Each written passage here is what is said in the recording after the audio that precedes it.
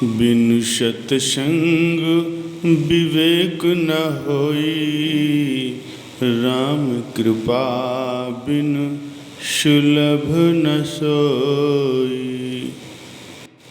प्यारे सज्जनों, परमात्मा की प्राप्ति और प्रभु के प्रति प्रेम उत्पन्न करने और बढ़ाने के लिए महापुरुषों को श्रद्धा और प्रेम से सुनना, यही सत्संग है।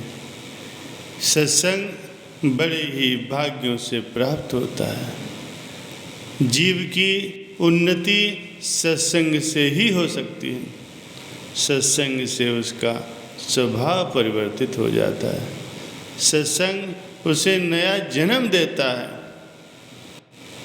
जैसे कचरे में चल रही चींटी यदि गुलाब के फूल तक पहुंच जाती है तो फिर वो देवताओं के मुकुट तक भी पहुंच जाती है। ऐसे ही महापुरुषों के संग से नीच व्यक्ति भी उत्तम गति को प्राप्त कर लेता है। प्यारे सज्जनों, मनुष्य के जीवन में अशांति और परेशानियां तब शुरू हो जाती हैं जब मनुष्य के जीवन में सत्संग नहीं होता।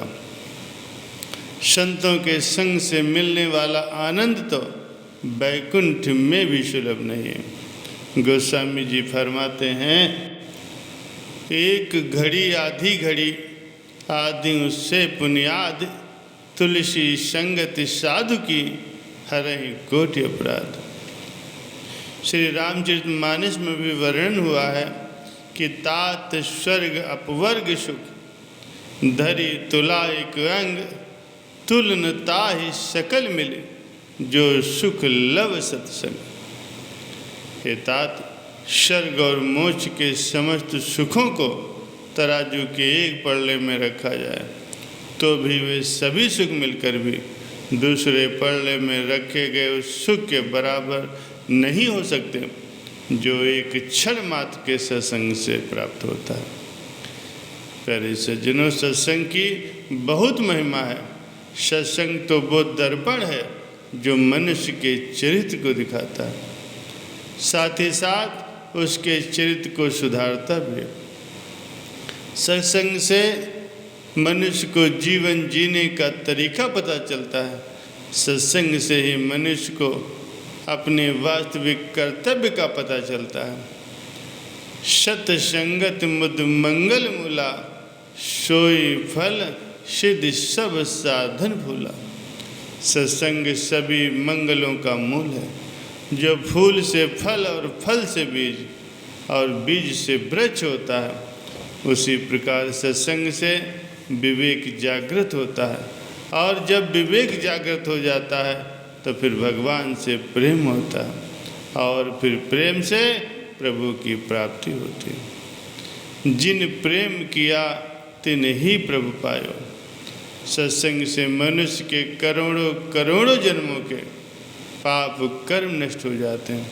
सत्संग से मनुष्य का मन, उसकी बुद्धि शुद्ध हो जाती है। सत्संग से ही भक्ति मजबूत होती है। भक्ति स्वतंत्र सकल सुख खानी, और बिन सत्संग न पावहि प्राणी। भगवान की जब कृपा होती है तब मनुष्य को सत्संग और संतों का संग प्राप्त होता है। सत्संग में बताई जाने वाली बातों को जीवन में धारण करने पर आनंद की प्राप्ति होती है और प्रभु से प्रीत होती है। जीवन से सत्संग को कभी भी अलग नहीं करना चाहिए। जब सत्संग जीवन में नहीं रहेगा तो फिर संसार के प्रति आकर्षण बढ़ेगा। सत्संग बहुत ही दुर्लभ है, और जिसे सत्संग मिलता रहता है तो उस पर समझ लो भगवान की विशेष कृपा होती है। महापुरुषों के सत्संग से, उनकी संगत से एक निम्न जीव भी उच्च गति को प्राप्त करता है। तुलसीदास जी ने फरमाया है कि जाहि बड़ाई चाहिए तजे न उत्तम साध, ज्यो पलाश संग पान के पहुँचे राजा हाथ। जैसे पलाश के फूल में सुगंध नहीं होती, उसे कोई भी पूछता नहीं है, परंतु जब वो पान का संग करता है तो राजा के हाथ तक पहुंच जाता है। इसी प्रकार जो भी उन्नत करना चाहता हो उसे महापुरुषों का संग, उनका सत्संग अवश्य करना चाहिए। परमात्मा की प्राप्ति और प्रभु के प्रति प्रेम उत्पन्न करने और उसको बढ़ाने के लिए साधु पुरुषों का संग करना, उनके उपदेशों को अत्यंत श्रद्धा और प्रेम से सुनना और फिर उस पर आचरण करना, यही सत्संग है। जैसा संग वैसा रंग, संग से ही मनुष्य की पहचान होती है। अतः अपनी उन्नति एवं वास्तविक सुख की प्राप्ति के लिए सदैव सत्संग करना चाहिए। शास्त्र कहते हैं कि मन ही मनुष्य के बंधन और मोक्ष का कारण है। मन शुद्ध कैसे होता है? मन शुद्ध होता है विवेक से, और विवेक कहाँ से मिलता है? बिन सत्संग विवेक न होए, राम कृपा बिन सुलभ न सोए। सत्संग के बिना विवेक नहीं होता और भगवान की कृपा के बिना संतों का सत्संग नहीं मिलता। तोते की तरह रट रट कर बोलने वाले तो बहुत मिल जाते हैं, परंतु सत्य तत्व का अनुभव करने वाले महापुरुष विरले ही मिलते हैं। आत्मज्ञान को पाने के लिए प्रभु की कृपा, उनका सत्संग और सद्गुरु की अत्यंत आवश्यकता होती है। ये तीनों अगर मिल जाएं तो फिर समझ लो बेड़ा पार हो गया। निष्काम कर्म और उपासना से अंतःकरण शुद्ध होता है, प्रभु की कृपा मिलती है, उनकी कृपा से जीवन में पवित्रता आती है। संत महापुरुषों की बिना किसी स्वार्थ के सच्चे प्रेम से सेवा करनी चाहिए। यदि वे स्वयं प्रसन्न होकर के कहें कि कुछ मांग लो, तो भी यही मांगना चाहिए कि मुझे वो शाश्वत धन दीजिए जो आपने पाया है, मुझे अपने साथ मिला लीजिए। संसार की नश्वर चीज़ों की अगर इच्छा रखोगे तो सदा दुखी रहना पड़ेगा, अत्यधिक दुख भोगना पड़ेगा।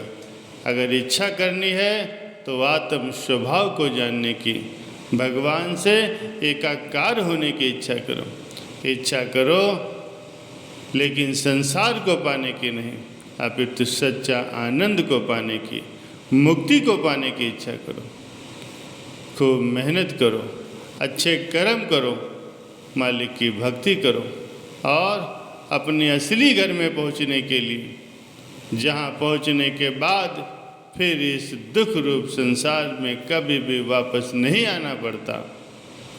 संसार तेरा घर नहीं, 2-4 दिन रहना यहाँ, कर याद अपने देश की, स्वराज निष्कंटक जहाँ। प्यारे सज्जनों, इस शरीर को अपना मान करके, इस संसार की चीज़ों को अपना मान करके ये जीव दुख पाता है, सदैव दुखी बना रहता है। प्यारे सज्जनों, ये शरीर तुम नहीं हो। शरीर तो पंच तत्वों का मिट जाने वाला एक पुतला मात्र है। संसार माया है। माया अर्थात जो नहीं हो और दिखे उसे माया कहते हैं। जैसे मरुस्थल में नदी, एक आत्मा ही सत्य है और वही तुम हो। तुम अमर हो। अपने आप को जानने का प्रयास करो, तभी सही मायनों में सुखी हो पाओगे।